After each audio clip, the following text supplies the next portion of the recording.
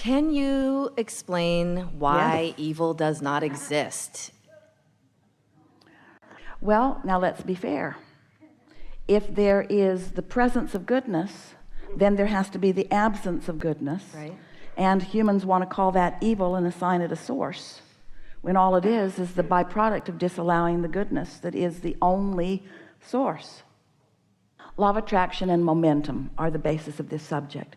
So when you focus upon something unwanted, there is a momentum to that thought, and if you keep thinking about it, then the momentum is stronger, and as others do, then the momentum is stronger, until there are rivers of thought that exist that are the spin-off of man's conscious mind.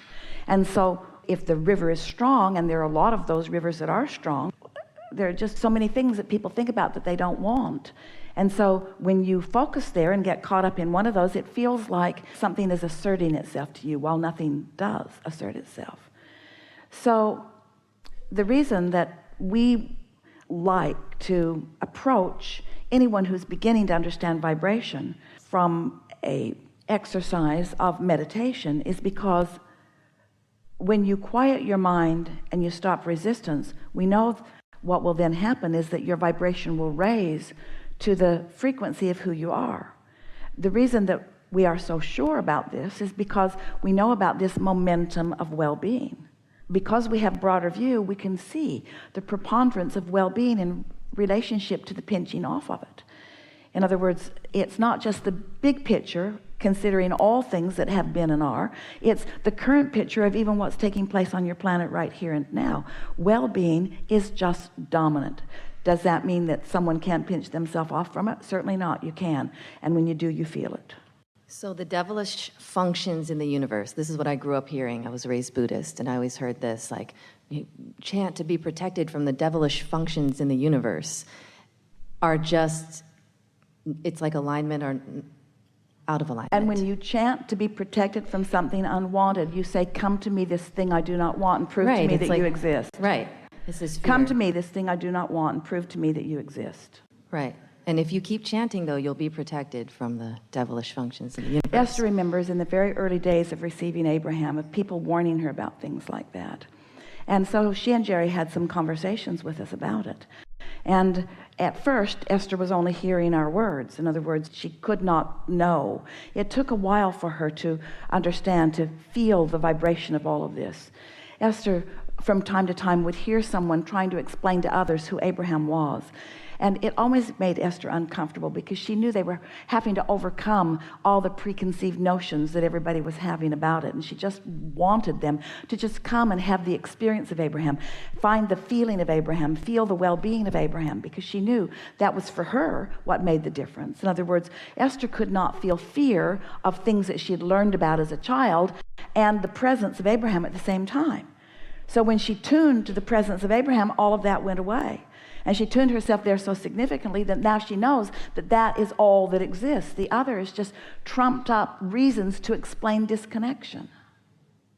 Take your question further if you can. Okay. So when a person pinches themselves off so often, and they do it by focusing on unwanted, right? And or then the they take take of wanted. an action from that place that is evil. And it even feels inspired to them because it's the next logical step. The momentum has increased it. And they would say, the devil told me to do it. And we would say, the devil is non-existent. The devil is the name that you assign to the absence of the pureness that is you. Yeah. And so then how do you explain to someone whose mother was burned in a fire at church, like he can't believe that that's source energy, that source energy had anything to do with that? And I can't convince him. Well, and I don't try. Everyone is where they are. And so let's talk about this path of least resistance. So here's someone suffering the loss of someone who really matters.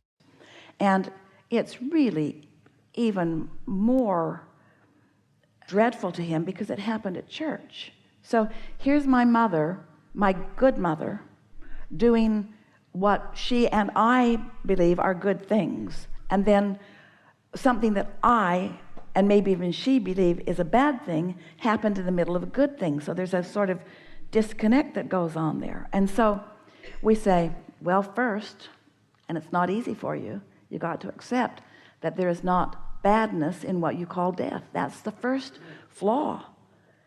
First, you got to accept that there is no death. That's really the first flaw, that you are eternal and that you never cease to be.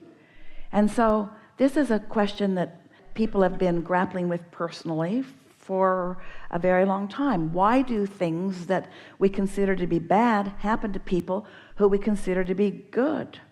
So we're going to tell you a story. It's going to feel light in relationship to this one, but we'll come back to this one. A woman driving in San Francisco area got stopped by a policeman and was given a ticket. And she is now in the hot seat complaining to us about it.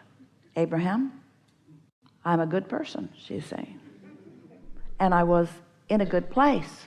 In fact, I was listening to one of your recordings. And a policeman pulled me over and gave me a very expensive ticket. And we said, what was the infraction? Not wearing my seatbelt.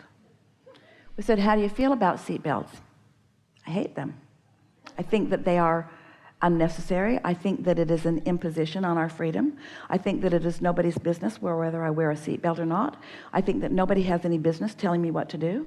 And so I don't wear my seatbelt. Sometimes I just pretend to wear it, but I don't believe that I should have to wear a seatbelt.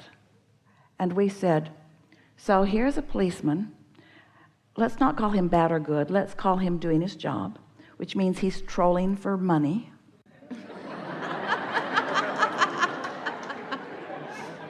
He's looking for infractors. And here you are driving down the freeway.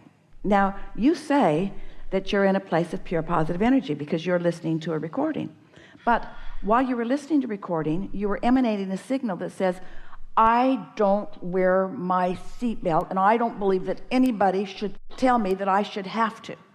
Because that's your belief and you're radiating it. It's in your vibration. No matter whatever else you're doing, it's in your vibration. So the policeman is driving away looking for exactly what you feel like. A lot of these guys are really intuitive. They know what infractors feel like. They've got their nose tuned to that defiant vibration. And so there you were, the most logical, strongest emanator of that anywhere. So something didn't go wrong, something went very right. That was law of attraction in action right there. That was you emanated a signal.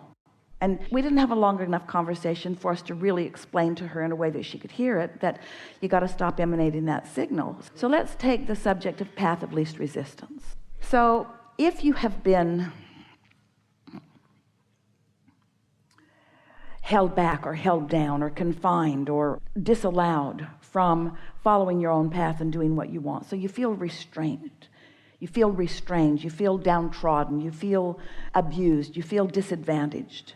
If you've got that vibration going on, and here's your source over here calling you toward the well-being that is really you, there are a lot of emotions for you to pass through on your way to the delightful feeling of alignment. As we talked about the emotional guidance scale, and we talked about appreciation and love there in the high-flying vibrations, and that feeling of defeat and that feeling of fear being the lower, more resistant vibrations. And so if you are feeling defeat, then anger or resentment or revenge is a step in the right direction, isn't it? And so your inner being is calling you toward the clarity and the fullness that is you. But you can't just jump all of a sudden there. That's too much of a vibrational gap. So the path of least resistance for you might very well be in that attitude of revenge or resentment, and that's where this woman was. But that's a far cry from being in the state of alignment. In other words, she was touting alignment while she was in the state. And so there are a lot of people who are at church who are fearing God, or there are a lot of people who are at church who are not loving their neighbors or the other people around them. In other words, it doesn't matter where you are, it's how you're feeling. That may very well have been the path of least resistance to what that woman was praying for. She might have been praying for alignment, for escape from something that she could not control. In other words, you can't even know for anybody else. But we can tell you that the death experience is not what humans standing behind are wanting to assign to it. It's time for you to get over that death thing. It's time for you to accept the continuity of the eternalness that is you. It's time for you to stop looking at things that happen and trying to evaluate your worthiness or your rightness or your goodness or anyone else's based upon what you're witnessing, because you don't know for anyone else. You don't know what their path is, and you sure don't know what their path of least resistance is. And so it's one thing for us to stand in this place of understanding your worthiness and loving you unconditionally. And it's another thing for you to be in a vibrational place where you can receive that knowing. And there is very often a big gap between how Source feels about any one of you and the way you think Source feels about you, because you've been using all kinds of bogus criteria to evaluate the goodness and the rightness of you. Most of you evaluate your goodness based upon your sacrifice. It's almost as if you believe that the more of your happiness you give up for someone else, then the more goodness you stand in. And we say, you're always good, but you stand in a place of depriving yourself of the evidence of your alignment when you are using what others need or want from you as your criteria, rather than serving yourself into your own alignment. Oh. When you care enough to hold yourself steadily in that place of alignment, then you really have something to give others, but otherwise you do not. So this conversation is a big one. First, you can't convince your friend about this, and we couldn't either, because you are where you are in relationship to where you want to be.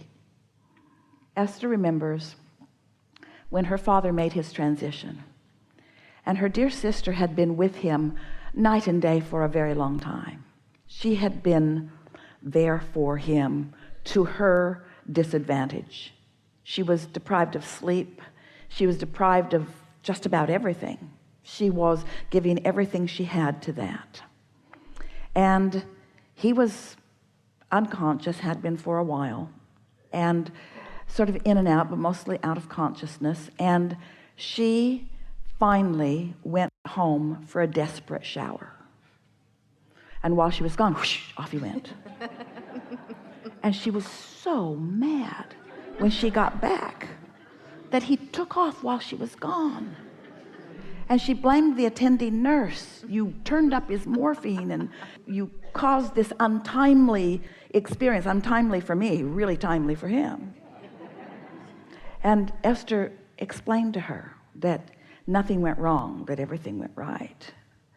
And that it's always the path of least resistance that allows that to happen, you see. Of all the things that we've talked about here today, there's nothing that speaks more of the path of least resistance. But you all make your path so resistant that you have to get run over by something really big. You have to be really in a bad place before you'll say, okay, I'll go. Otherwise, you're clinging as if you've got one last thing that you need to serve or prove. And we say, lighten up. Be easier about all of this. Okay. You can't get it wrong. We've enjoyed this interaction more than we can explain with words. And while we have been playing together, we have been expressing it to you with more than words. We've been expressing it to you vibrationally.